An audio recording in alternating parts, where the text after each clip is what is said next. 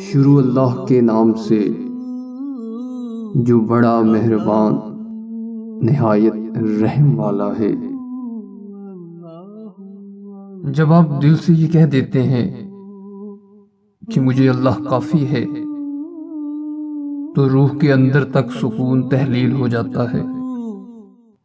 پھر آپ کہتے ہیں کہ جو اتنے عظیم عرش کا رب ہے، جس نے پوری کائنات سنبھال رکھی ہے، اس عظیم ذات پر میرا بھروسہ ہے۔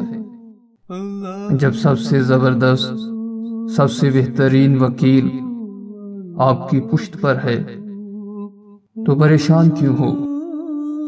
صرف رب کو نہ بتائیں کہ میری پریشانی بہت بڑی ہے، پریشانی کو بھی اچھی طرح سمجھا دیں کہ میرا رب کتنا عظیم ہے۔